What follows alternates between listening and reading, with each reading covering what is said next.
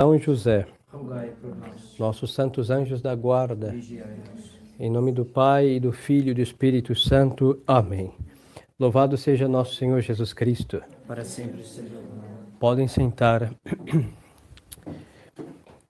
Queridos fiéis, nós celebramos, como lhes dizia ao princípio, a festa de São Lucas Evangelista, Marte também. Depois, a Santa Igreja hoje nos manda rezar pela propagação da fé, é a segunda oração da Santa Missa.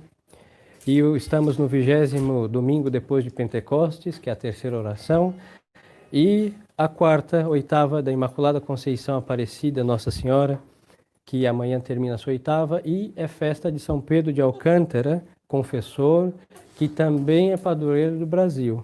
Então é dia de rezar amanhã e sem nenhum prejuízo da festa fazer alguma penitência, já que ele foi um grandiosíssimo penitente, para rezar por este Brasil que afunda entre vícios e mazelas cada vez pior, de mal a pior. Então, esse glorioso padroeiro tem muito a trabalhar por nossa salvação como seus protegidos.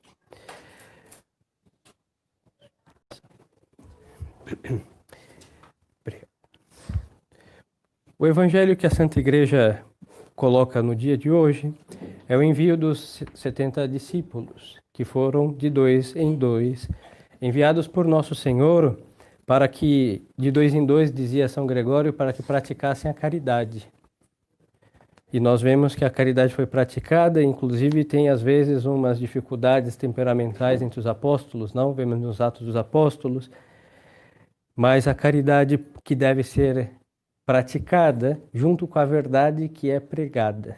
Nosso Senhor não quer que os seus apóstolos e os seus sucessores preguem a verdade sem a caridade.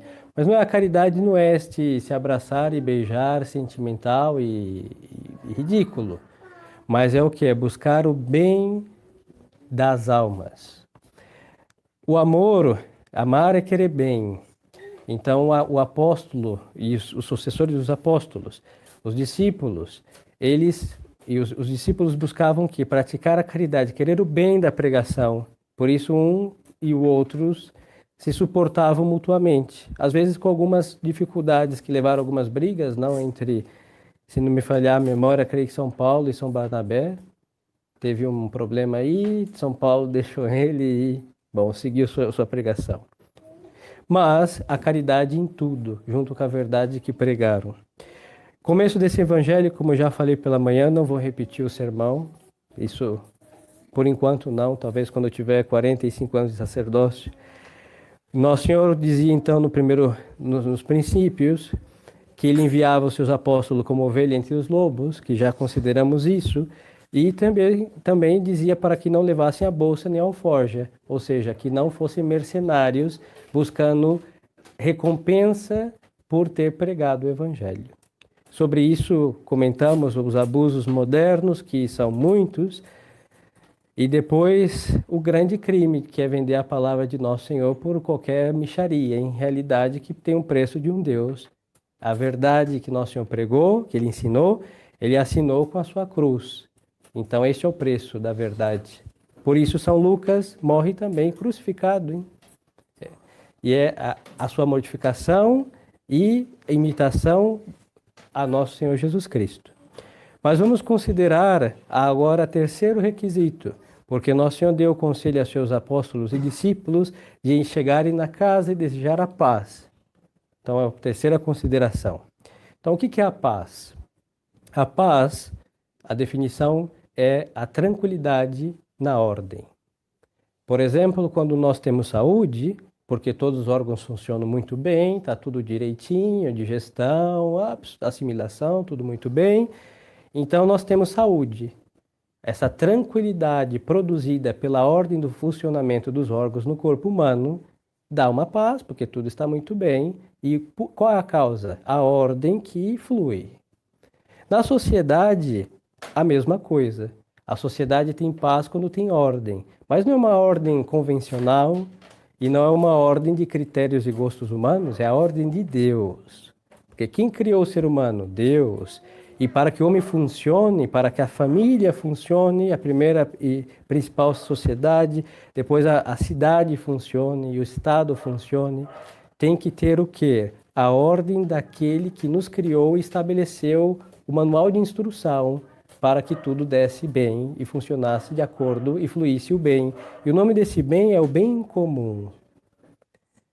E este bem comum, ele fluindo, que é o próprio Deus reinando na sociedade familiar, no bairro, na cidade, no estado e na nação, faz com que tenha esta paz.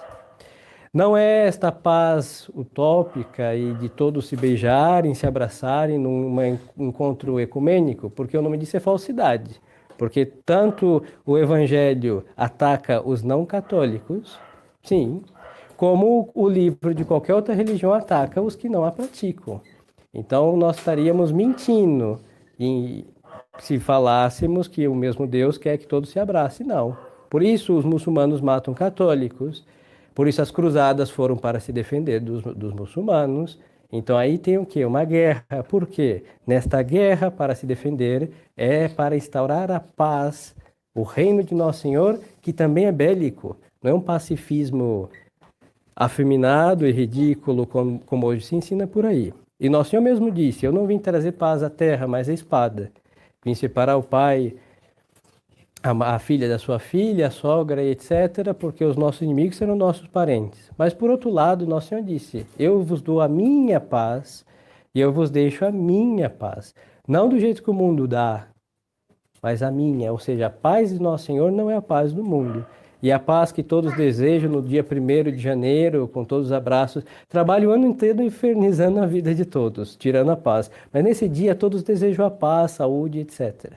Muitas vezes nós perdemos a saúde por ter sido infernizado também pelo mesmo que no 1º de janeiro dará um abraço falso. E a paz que eles nos desejam não é a paz de Nosso Senhor. E a paz de Nosso Senhor é contrária a esse pacifismo. Mas Nosso Senhor disse aos seus apóstolos e discípulos que quando chegasse numa casa dissesse que a paz esteja nessa casa. Se aquela casa é uma casa filha da paz de Cristo, aquela paz desejada repousará sobre aquele lugar. Mas se aquela casa não for filha da paz de Cristo, a paz desejada volta para o apóstolo que desejou. A respeito, São João vai dizer, o Crisóstomo, a paz é a mãe de todos os bens. Sem ela, todos os demais bens são inúteis. Mesma coisa na saúde. Se nós não temos saúde, que adianta ter riquezas, planos de viagem, sendo que a sepultura será amanhã? Não tem sentido. A vida humana, inferno, caos pela falta da ordem moral, tampouco tem sentido. Porque mesmo que tenhamos muitas coisas, tendo um obstáculo para viver e a nossa vida fluir, que é a prática da moral, então não tem sentido a vida do ser humano. Por isso, a vida do homem moderno é suicida. Ele não quer a ordem moral, porque ele não quer se esforçar para praticar os 10 mandamentos, são só 10, nem o mais, nem o menos. E nesta rebelião contra os mandamentos de Deus, a vida dele perde sentido. E por isso eles acabam fazendo esse absurdo. Porém, o Senhor mandou a seus discípulos que quando entrassem em alguma casa, imediatamente invocasse a paz sobre ela, como sinal dos demais benefícios que vinham a trazer, dizendo, em qualquer casa que entreis, primeiramente dizei, a paz esteja nessa casa. Então, para que o apóstolo dê a paz, ele tem que ter. Isso é muito interessante, um parênteses. Monsieur Lefebvre, que era um grande combatente contra o modernismo, esses modernistas desde o mais alto ao mais... Quando os jornalistas chegaram para fazer entrevistas, isso nos contava alguns sacerdotes que o conheceram vivo. Os jornalistas se impressionavam porque, ao estar diante dele, as respostas que ele dava eram verdadeiras, eram objetivas, mas só que todos sentiam uma grande paz de estar perto de Monsenhor. Ele não gritava, não insultava, não. A firmeza da verdade, cheia de caridade, e daquela alma emanava uma paz. E não deixava de ser firme, hein? Não precisava ele gritar e fazer um escândalo e insultar todos. Mas por quê? Porque é uma alma com virtude. Pois então, pode dar aquele que tem. Quem não tem, não pode dar. Então, se supõe que os seus ministros, os sucessores apóstolos, tenham a paz de Cristo, não a paz do mundo, que a paz do mundo não serve para nada. E o mesmo São João vai dizer, não. Por isso o pontífice da igreja diz, a paz esteja convosco. Os santos imploram a paz não só a que existe entre os homens, mas a que deve existir dentro de nós mesmos. Porque muitas vezes fazemos guerra em nosso coração, nos afligimos sem que nada nos ofenda e se levantam contra nós os maus desejos. Então a paz de Cristo é aquela paz que está dentro da alma do homem que pratica os mandamentos de Deus, ou seja, a paz da ordem que provém da observância, do esforço pelo menos de obedecer a Deus nosso Senhor. E outro autor vai dizer, a paz esteja nessa casa, isto é, que todos que habitam nessa casa, como dizendo, falai, não todos, os grandes aos pequenos, sem embargo, a vossa saudação não será dirigida a indignos. Por isso, nosso Senhor disse, se ali tem um filho da paz, a paz repousa, mas se não é filho da paz, a paz volta para o apóstolo.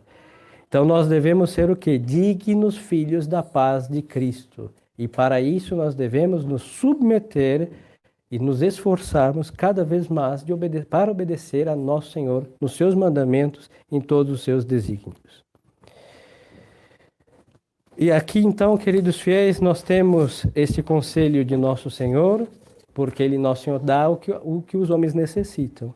Então o homem nesta vida pode ser feliz, mesmo com todo o inferno que temos que levar a combate, guardar a fé com todas as guerras necessárias, cruzadas indispensáveis, mas só que se estes combatentes pela verdade de nosso Senhor estão fazendo por amor à verdade, com almas cheias de caridade, eles também levam a paz de nosso Senhor. Então, a paz de Cristo no reino de Cristo. E o reino de Cristo é um reino de verdade, por isso a paz que querem sem a verdade do Evangelho é impossível. Na Sagrada Escritura, se não me falhar a memória, o livro do profeta Isaías, está escrito que não há paz para os ímpios. Isso diz o Senhor dos Exércitos. Então o homem moderno não tem paz, por quê? Porque não teme a Deus. É impossível, hein? Podemos prescrutar e não precisamos tanto, mas observar é suficiente para ver que o homem moderno não tem paz, é o que ele mais deseja. Ele busca sem se cansar a paz, mas ele não tem por quê? Porque não teme a Deus, porque vive na impiedade. Por que os ministros de Deus, ou os aparentes ministros de Deus, hoje não podem dar essa paz? Por quê? Porque eles não têm o temor de Deus, da verdade de nosso Senhor, que é a fonte de toda a tranquilidade para as almas. Então, se nós tiramos a verdade de nosso Senhor e a caridade de nosso Senhor, tudo vira uma utopia, uma falsa paz, uma reunião ecumênica cheia de falsidade, porque aí está o quê? A paz do demônio que reina na hipocrisia, na adulação, no abraço falso, que é o 1º de janeiro, que todos os mundanos fazem. E no dia 12 estão todos se odiando, se matando, e assim segue uma vida que é um inferno já nessa terra. Então peçamos a nosso Senhor esta paz de verdade, já que temos a verdadeira fé. É uma exigência da profissão dessa verdadeira fé ter esta alma tranquila por gozar da paz de nosso Senhor, que vem da verdade de nosso Senhor Jesus Cristo. Isso não vai tirar o sistema nervoso de ninguém. Ele segue funcionando. E nós mesmos vemos nosso Senhor usar o seu chicote no templo, não usando para fazer o quê? Justiça. Porque a verdade faz justiça. Mas brotando da onde? Do amor a Deus. Por isso não é uma justiça em seu excesso, que vem a ser injusta, mas é moderada, bem mesmo medida pelo amor a Deus, e aí tem paz mesmo sentenciando. Então, peçamos nosso Senhor essa graça por intercessão dos seus apóstolos, que todos aí, salvo São João, morreu mártir, e morreram com paz, não morreram gritando, insultando ninguém. Por quê? Porque eles não perderam nada. Eles morreram e assinaram com sangue, como Nosso Senhor assinou com sangue o que Ele ensinou na cruz, e eles ficaram felizes, porque agora eles vão ter a recompensa. É o que São Pedro disse: Senhor, Nós deixamos tudo, absolutamente tudo para vos seguir. Que recompensa teremos? E a respeito, se não falhar a memória, São Gregório vai dizer, mas São Pedro não tinha nada, hein? Ele era um pescador, tinha uma vida muito simples, mas ele deixou tudo. Ele deixou sua esposa, deixou sua filha, que é santa também, sua esposa também. Ele deixou a sua vontade e ele fez muito mais do que o que ele deixou. Ele seguiu nosso Senhor. Quem segue nosso Senhor tem que deixar a si próprio. E a deixar a si próprio é muito mais do que deixar qualquer outra coisa. É depor a própria vontade aos pés de nosso Senhor. Por isso São Pedro fez tudo que nosso Senhor lhe mandou. Então, por quê? Amor à verdade e não se arrepende, porque o que ganha é muito mais do que as coisas deixadas. Então, pensamos esse espírito. Hoje, a oração fala da mortificação, que São Lucas nos dê esta graça. Amanhã, São Pedro de Alcântara, que foi um grande penitente. Mas qual o princípio? Para ter essa paz de Nosso Senhor, nós temos que fazer guerra. Porque a guerra foi posta para manter a paz. Por isso, não existe pacifismo no reino de Nosso Senhor. Está um exército. Se alguém tenta tirar essa paz, o exército se levanta para mantê-la ou para causá-la. Mas para nossa alma ter paz, nós temos que fazer guerra. E o exercício da ascética, da prática da mortificação interior e exterior, sem a qual é impossível que o homem tenha paz, porque vai ser escravo de um tirano chamado demônio, via o seu exército, que são as paixões desordenadas. Então, que Deus nos conceda essa paz, que já é um prelúdio da paz eterna no reino dos céus, onde descansaremos e gozaremos da visão de Nosso Senhor, se nós formos fiéis à verdade que cremos e desta verdade amada, praticada, praticar as virtudes e ter esta paz em nossas vidas, em nossos lares, a paz consigo próprio, com os demais e com todos aqueles que estão por perto. Louvado seja nosso Senhor Jesus Cristo. Em nome do Pai, do Filho e do Espírito Santo. Amém.